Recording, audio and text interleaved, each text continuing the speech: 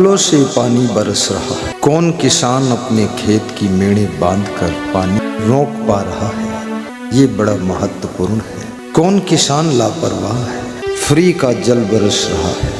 न इंजन लगाना है, न मोटर चलाना है, न इलेक्ट्रिक बिल देना है, न तो डीजल डालना है। लापरवाह किसान अपने खेत की मेड़ों को बांधने में चूक जाता है।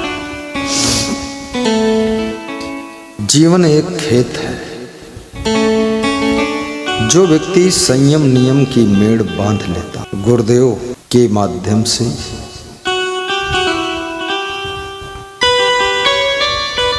भक्ति के बादलों के द्वारा ज्ञान और सत्संग की वर्षा हो। जो भक्त चैतन्य है, सचेत है, दूर दूर से आकर उस ज्ञान जल को अपने जीवन के खेत में इकट्ठा करें।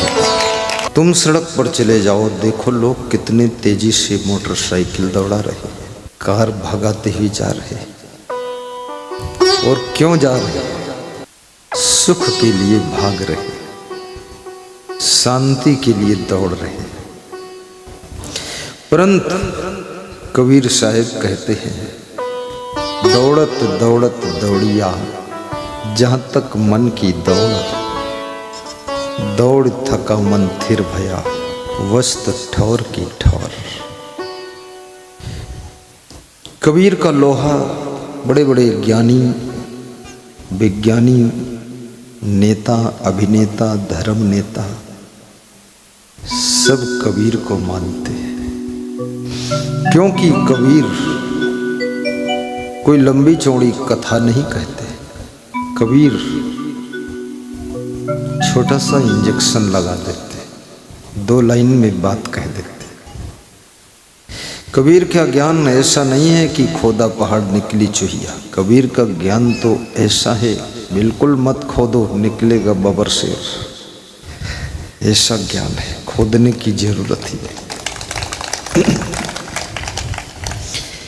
साहब कहते हैं, दौड़त दौड़त दौड़िया जहां तक मन की दौड़। हे पागल मनुष्य, तू दौड़ते दौड़ते दौड़ते दौड़ते इतना दौड़ेगा, कितना दौड़ेगा, जहां तक तेरे मन की दौड़ है उतना दौड़ेगा। लेकिन जिस लिए तू दौड़ रहा है, जिस शांति के लिए, जिस सुख के लिए, जिस सुकून के लिए, याद रखना वो दौड़ने से नहीं मिलेगी, वो रुकने से मिलेगी। वो भागने से नहीं मिलेगी, वो ठहरने से मिलेगी। क्यों? क्योंकि वो तेरे से दूर नहीं है, वो तेरे पास ही है। तो जितना दौड़ेगा उतना उससे दूर होता चला जाएगा। और ज्यों ही तो रुक जाएगा, अपने भीतर मुड़कर देखेगा, त्यों ही उसको तू प्राप्त करके मगन हो जाएगा, मगन हो जाएगा।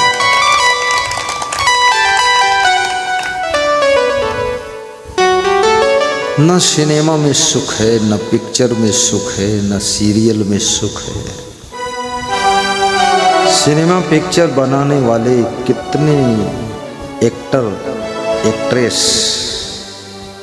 वो इतना स्ट्रेस में, टेंशन में, सुसाइड कमिट करते हैं, आत्महत्या।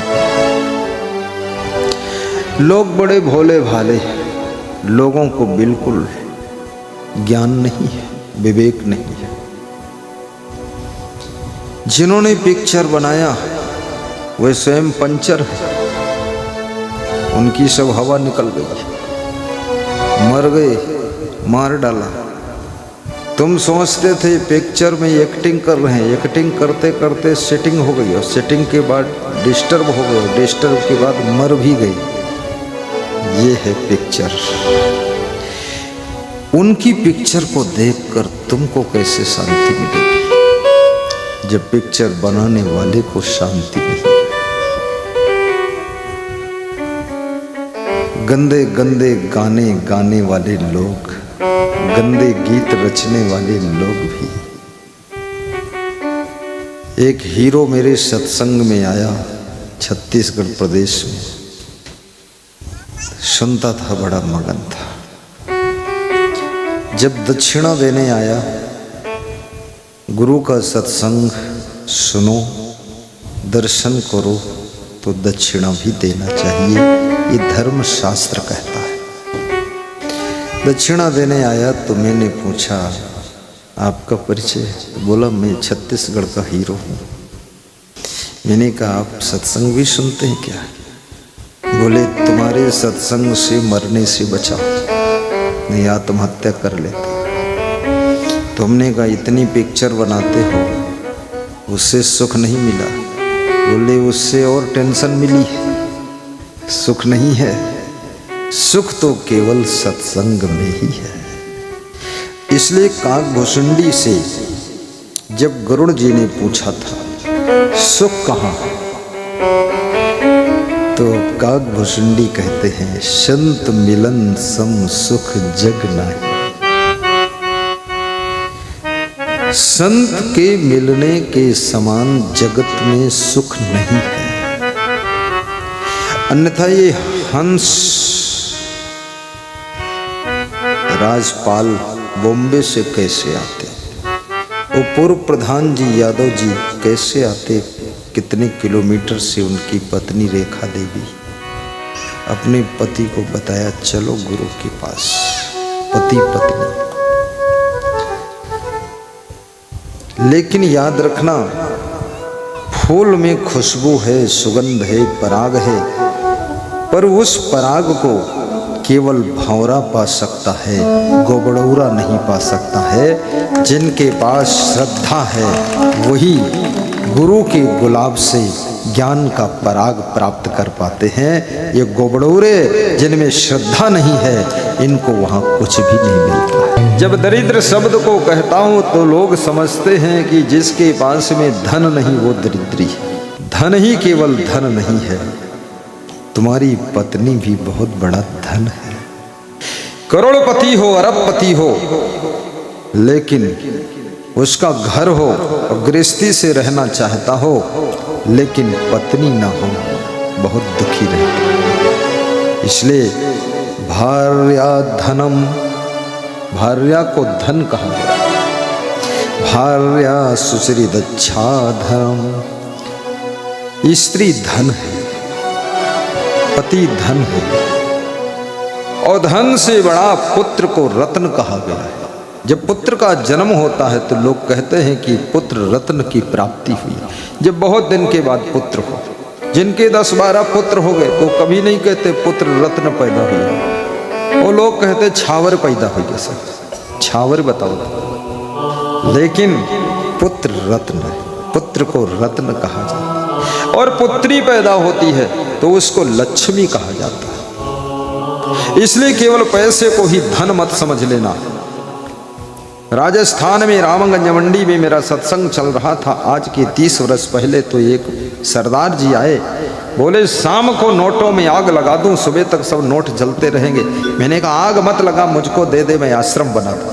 अरे बोले सुन तो लो पूरी बात, जल्दबाजी क्यों कर रहे हो, आशीर्वाद दे दो, एक बेटा हो जाए हमारे, तो मैं आपको जितना कहोगे उतना धन दे दूंगा।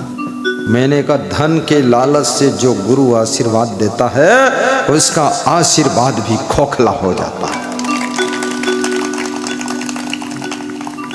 अब आशीर्वाद दूंगा भी नहीं, फिर नहीं दिया तो बेटा हुआ भी नहीं। आज भी LIU के अफसर आए थे, कह रहे थे 50 साल 52 साल उम्र हो गई, कोई बच्चा नहीं। मेरी पत्नी बहुत प्रवचन सुनती, मैं भी सुनता हूँ।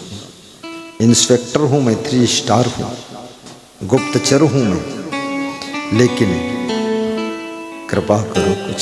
मेरा नाम विनोद कुमार है। मैंने कहा विनोद, उम्मीद तो कम है, हर समस्या का समाधान एक है। जब ध्रुव ने अपनी मां से पूछा था, मां तू दुखी क्यों है,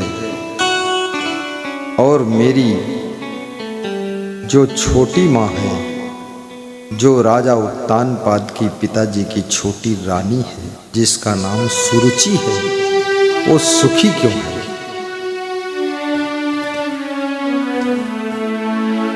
ध्रुव की मां ने कहा था, ध्रुव 5 वर्ष की उम्र में मधुबन में तप करने के लिए गए थे। 10 वर्ष का बच्चा गुरुमंत्र लेना चाहता है, माता पिता कहते अभी रहने दो इसको, अभी रहने दो। लेकिन 5 वर्ष का बच्चा मोबाइल पकड़ता है तो माता पिता नहीं रोक पाते। 10 वर्ष का बच्चा गलत लड़कों के साथ घूमता है तो नहीं रोक पाते, गुरुमंत्र में रोकते हैं, अभी रहने दो। 5 वर्ष के ध्रुव भक्ति में डूब चुके हैं। जीवन के समस्त दुखों का नाश करने वाली भक्ति। ध्रुव की मां कहती है, बेटा, ध्रुव ने जब प्रश्न पूछा, तुम कत दुखी सुखी वह रानी, सो इतिहास कहु बखानी, सो इतिहास कहु बखानी, तुम कत दुखी सुखी वह रानी। बच्चे छोटे हैं ये मत समझना, बच्चे बहुत सोचते हैं।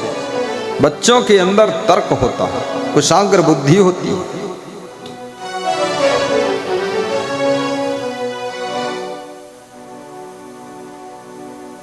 बालक पूछ रहा है, मां तुम क्यों दुखी हो?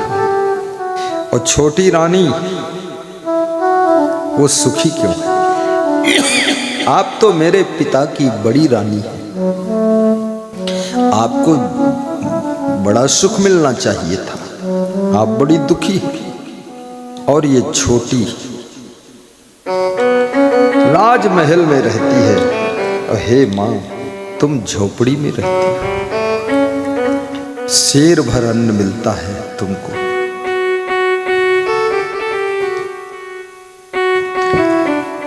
कारण क्या है? तो ध्रुव की मां कह रही है, हे बालक ध्रुव, मैं तुझे कथा सुनाती हूं।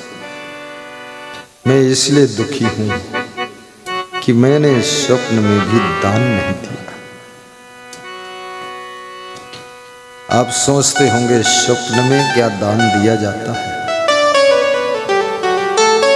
स्वप्न में जागृत अवस्था में जो तुम्हारे मन में भाव होता है, वही भावों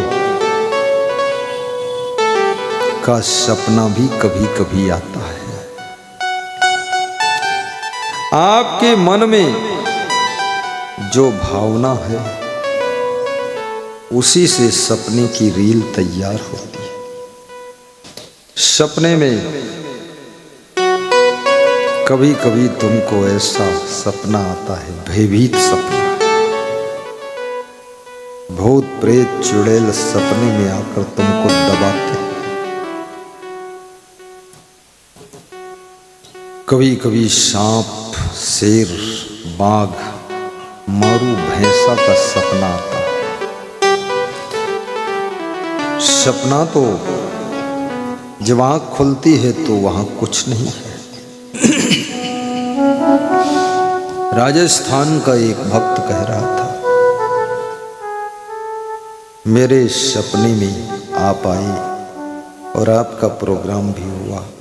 सपने में दिख रहा था पंडाल लगा है, प्रवचन चल रहा है, श्रोता सुन रहे हैं, प्रसाद बट रहा है, आप हंस रहे हैं, हंसा रहे हैं, सब सपने में हो गया। बड़ा भंडारा भी हुआ सपने में, और मुझे सपने में लग रहा था 2-3 लाख का खर्चा हुआ है, और परिवार खुश है, रिश्तेदार भी आए हैं, वाह वाह हो रही है। बोले जब आँख खुली तो गुरुदेव वहाँ कुछ भी नहीं था, लेकिन कौड़ी खर्च नहीं हुई और प्रोग्राम सपने में हो गया।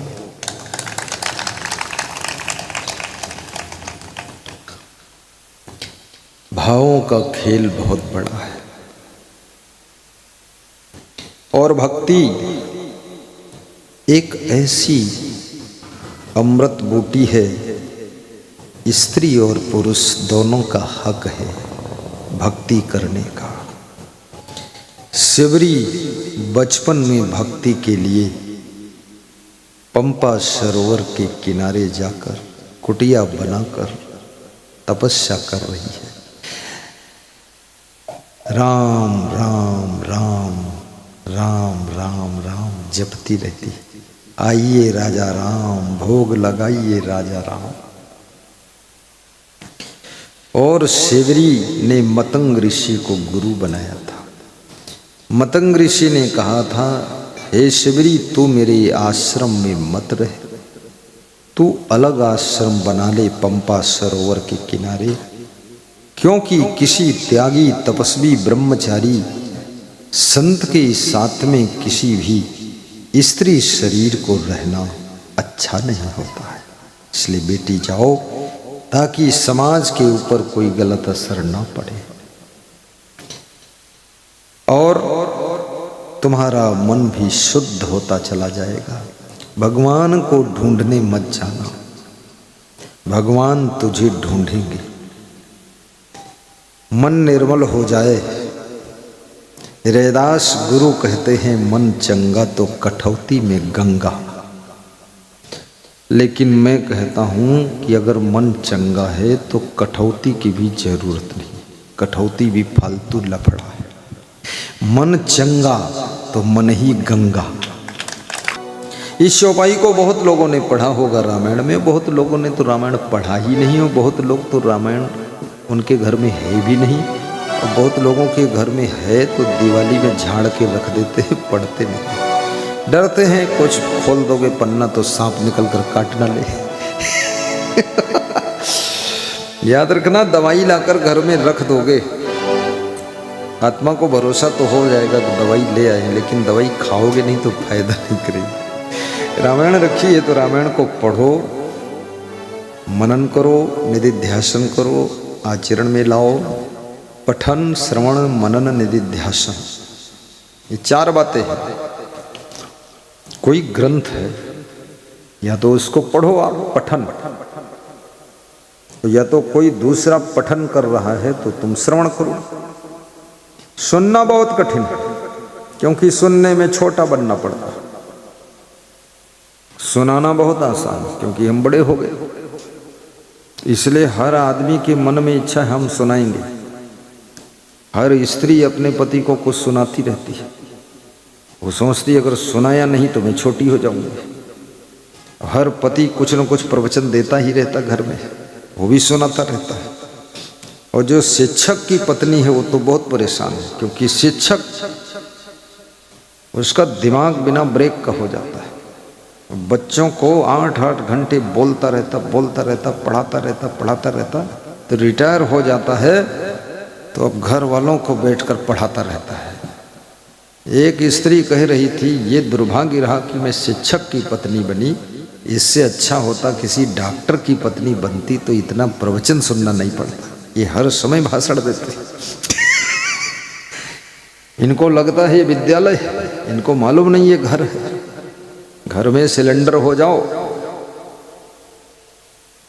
बड़ों को घर में सिलेंडर हो जाना चाहिए, समर्पण हो जाना चाहिए। ज्यादा घर में ज्ञान कथो मत, वहां कोई श्रोता है ही नहीं, वहां सब वक्ता ही वक्ता भरे हुए। इसलिए तुम जितना सुनाओगे उतना ज्यादा अशांति घर में बढ़ेगी।